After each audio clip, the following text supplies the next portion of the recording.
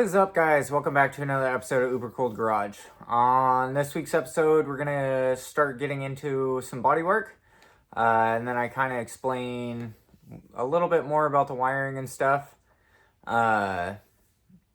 Next week, there might not be a video, depending on what my schedule is looking like. As you can see, the front of the bug is covered up. I have not had a chance to get a roof on my shop yet, so I think that's probably what I'm going to end up doing all week is getting the roof on the shop. There's just a couple spots in here that are leaking at the moment, which really sucks. So I need to get a roof on the shop before winter comes, so there might not be a video next week, but try and explain to you guys what's going on with some of the wiring in this video,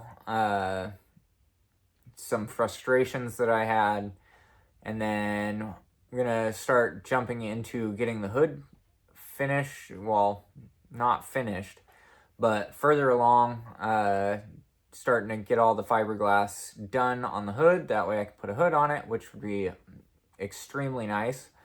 And then I can start building the front fender flares, get those done, and then after that, everything else should just kind of fall into place. So let's go ahead and hop into this video. Hope you guys enjoy. While I'm waiting on parts to arrive, figured it's probably about time to finish off the hood. That way I can get the front fender flares built and fabricated and made up. That way the majority of the actual body itself is done and ready for paint and all of that. If you also noticed, there is a wood front splitter on the car. So that's another thing that I've kind of been working on, just kind of playing around with ideas and stuff like that. So I got this thing cut out in the basic shape that I'm looking for. I still need to clean up some edges. You can see it's a little wavy in a couple spots, so I'll end up sanding those down. But I originally started doing the hood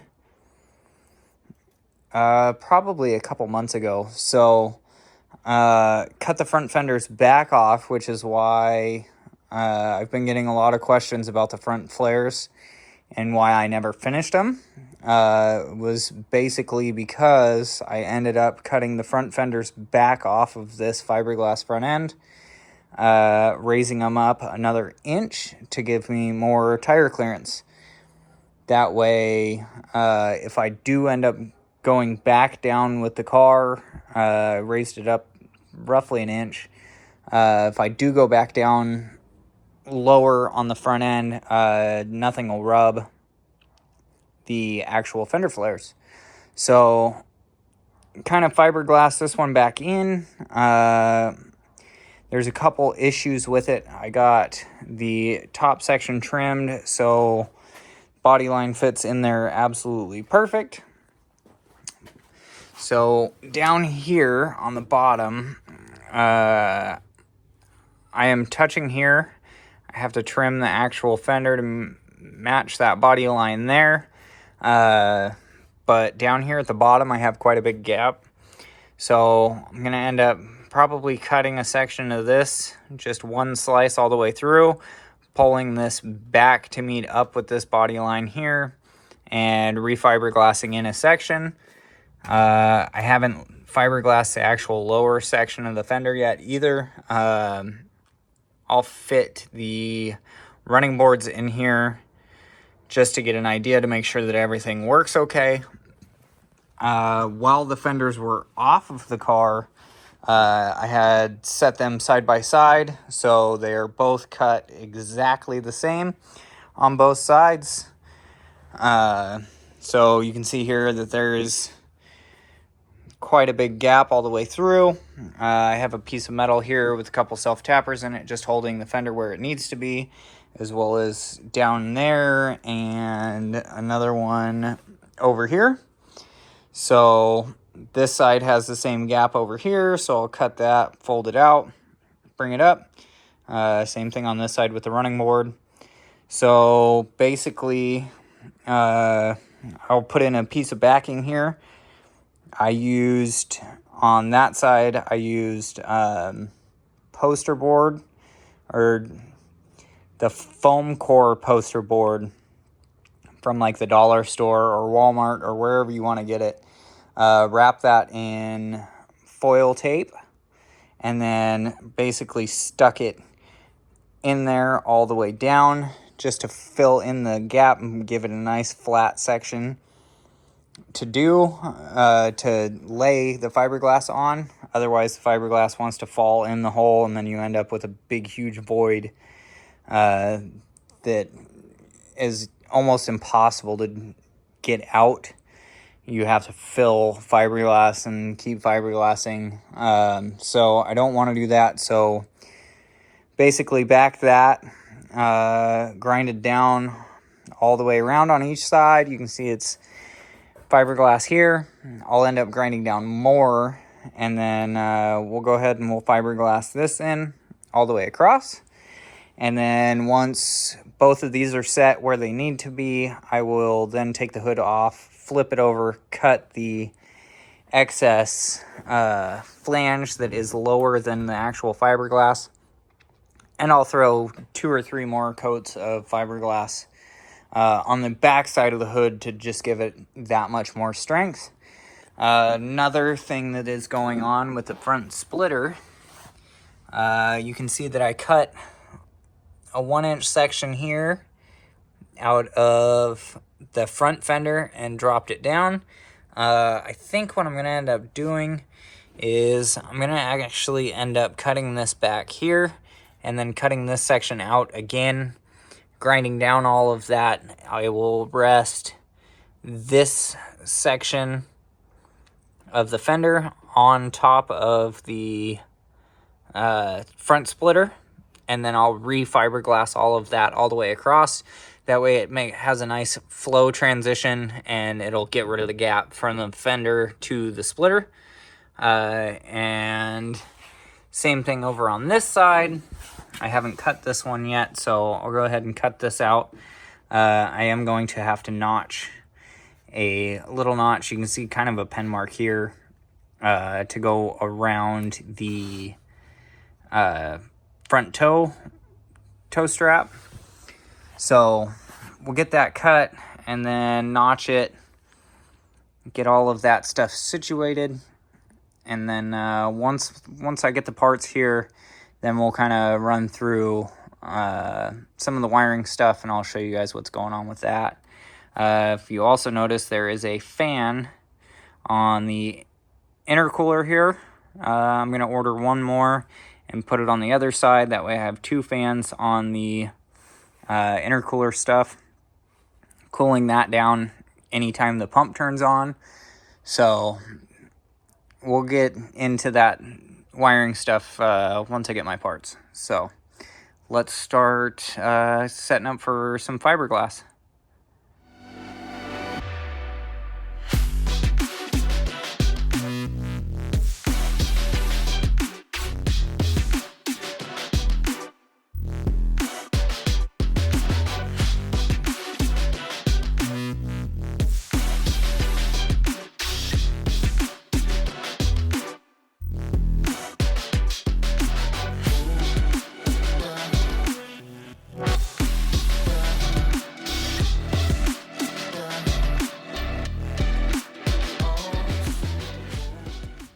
Okay, so decided to scrap one idea and come up with another.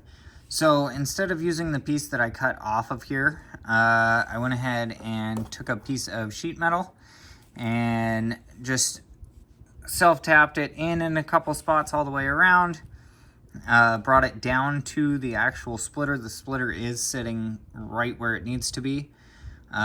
So went ahead, foil taped off the splitter, that way nothing sticks to the wood. This here is just regular super cheap modeling clay. So went ahead, filled in the gap all the way around, and then used a washer. You can see I got a nice curve all the way around it. So I will take some PVA and some mold release wax and wipe all of this down. First I'll probably sand down the fiberglass up here, thin it out. That way it gets down into a couple layers of fiberglass. And then we'll go ahead and PVA and mold release this whole section here. We'll fiberglass all of this. I am going to have to tape this off and fiberglass around it for now. This will actually end up having a channel around it. That way the hood can tilt up and over the actual piece. Hence why I was having such a hard time with the hood hinges, because it's actually got to lift the whole hood and then tilt forward. So still kind of designing a couple things for that. Hopefully I can figure out something that'll work. But for now, I just want to get the hood done. So we'll go ahead and get this fiberglassed, and then we'll start working on the actual hood itself. You can see that the headlight bezel has a crack all the way around it. So I need to figure out how to strengthen that too. I might sand back a lot of this stuff and then re-fiberglass around the headlight itself. And then once I take the hood off, I'm going to sand the inside of the headlight bucket and lay a couple layers of fiberglass in there, because I know that some of it is actually peeling off of the back of the headlight. So I'll get to that when I get to it, but for now, let's go ahead and finish up this base. I might actually do both at the same time. That way I know for a fact that they both fit exactly the same, make sure that everything's matching. So I'll probably do the other side, and then we'll get to fiberglassing some stuff.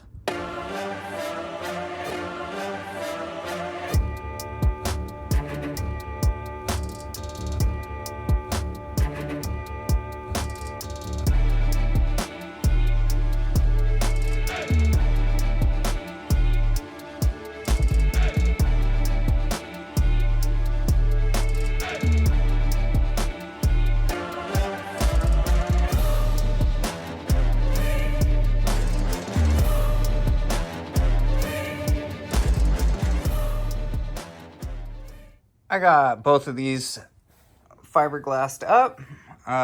This one's already dry. You saw me slide the backing out. It popped off without a problem.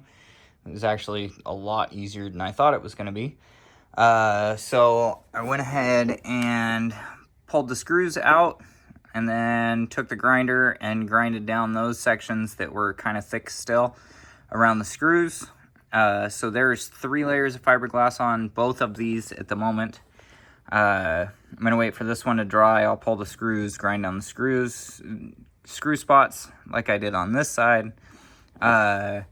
So once I do that, then I will add probably 3 more layers of fiberglass onto both of them. On the front, just to try and smooth it all out a little bit. I have a tiny bit of a lip right where the cut line is. So I'll add 3 more layers of fiberglass in there just to smooth it out. And then after I get the actual fender itself fiberglassed in, I'll pull the hood off. I'll trim all the excess stuff on the inside. And then I'll probably do 2 or 3 more layers on the inside of this. More than likely, probably 2. And then where the mounting plates go in here, I'll add 3 or 4 layers of backing there as well of fiberglass. That way where the mounting points are, they're really thick and solid. So we'll get that stuff all fiberglassed in. I'll kind of update you guys on the way with this. And then we'll start on the front driver's side fender and finish up the front driver's side fender or passenger side fender. So I kind of told you guys I was going to dig into wiring a little bit and show you guys what that is. So we'll hop into that in the next clip. So if you guys remember, I went ahead and bought these buttons to control everything in the car. So the buttons themselves work great.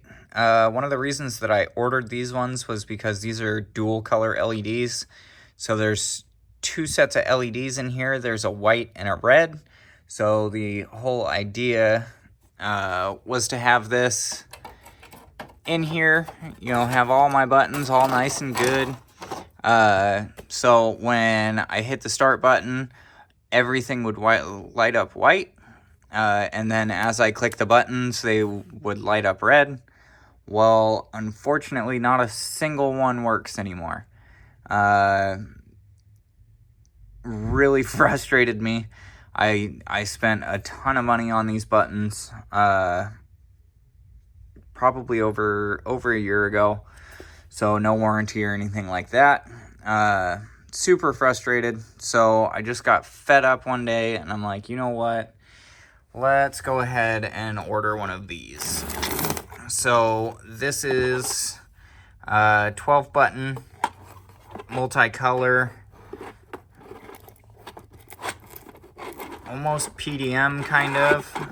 So this is just a 3-wire off of this. This will end up mounting somewhere in here. I'm going to move the start button up into the dash as long as I can reach that from the seat. So what this is this basically has its own relay box.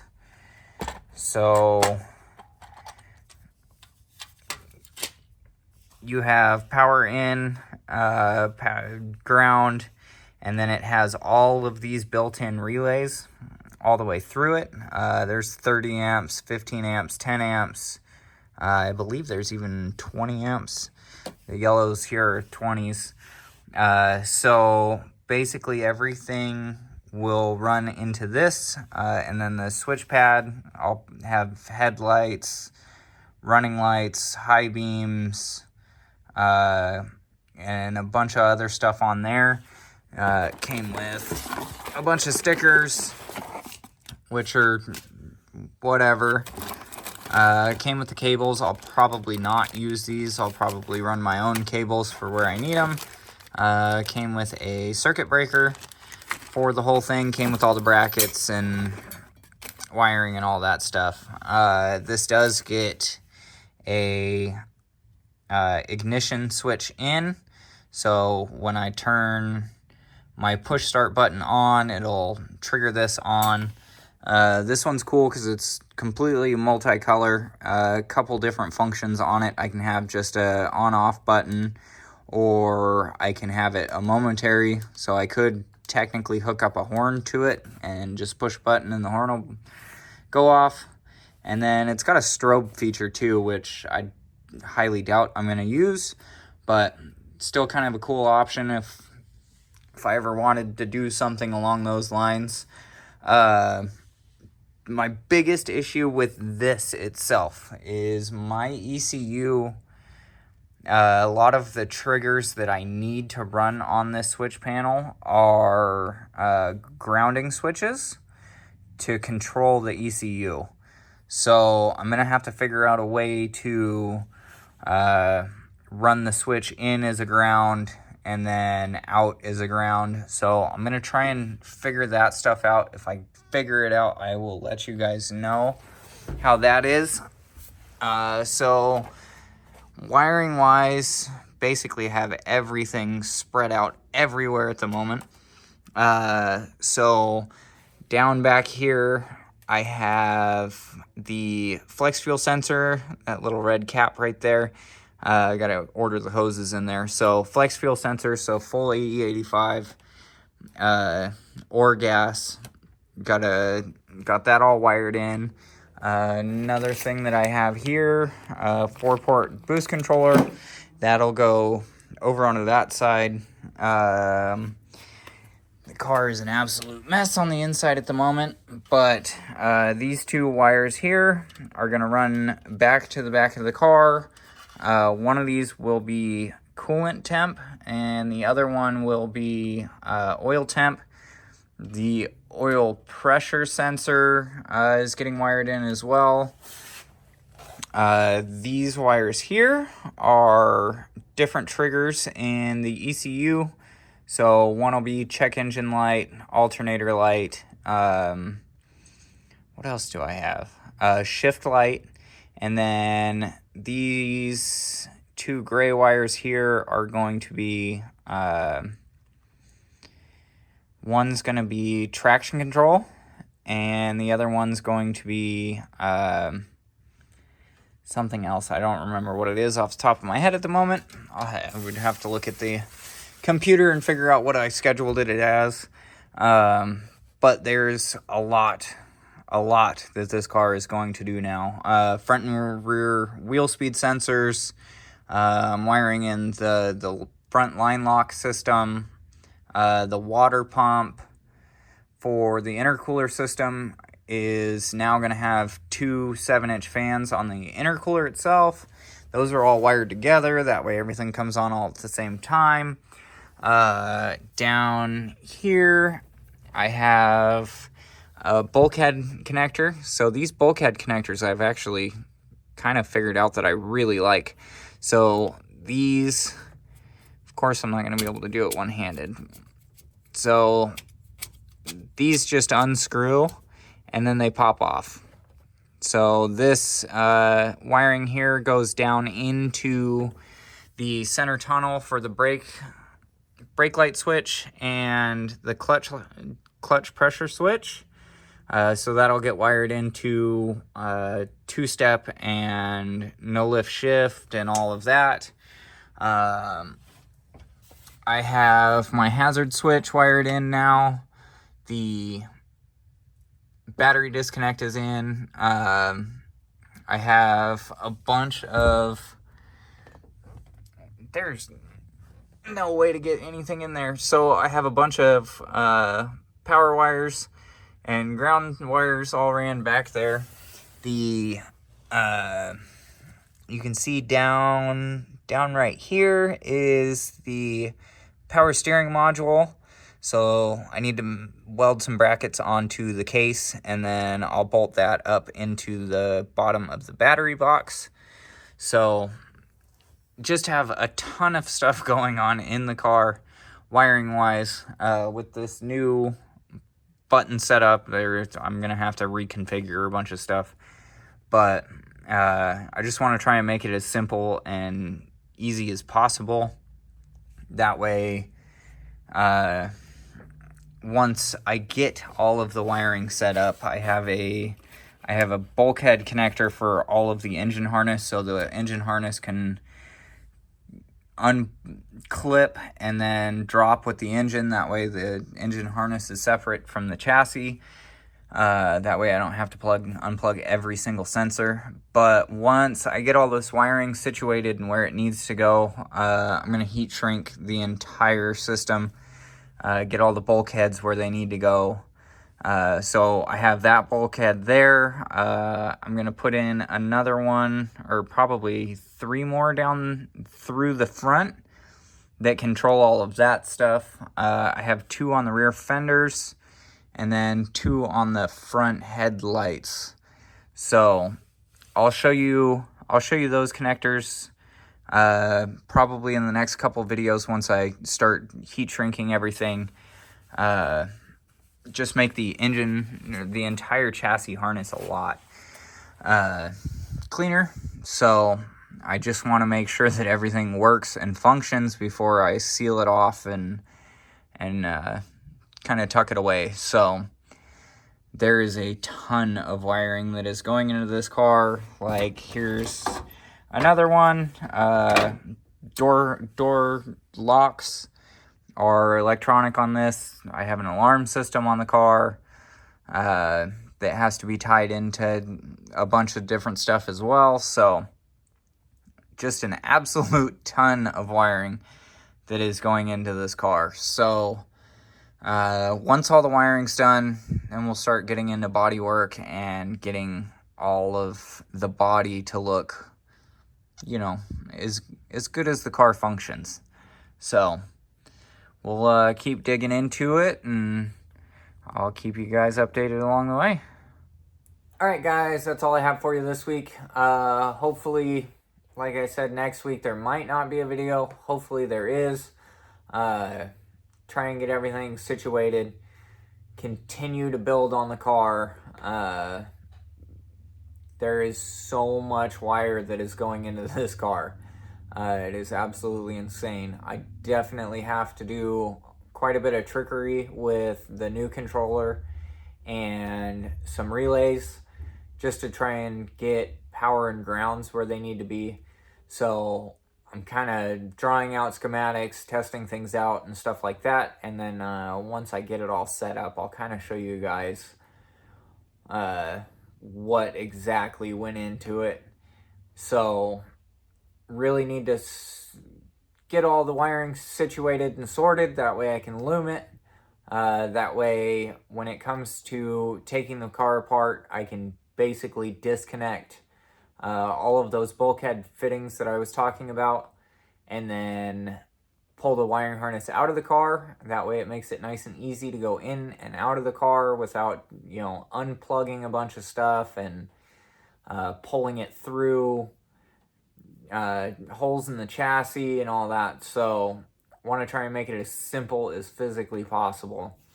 That way you just undo a couple bulkheads, all comes right out. So after that, we'll hop into probably finishing up the chassis, pulling the body off, finishing up the chassis stuff, and then we'll hop into getting the body situated.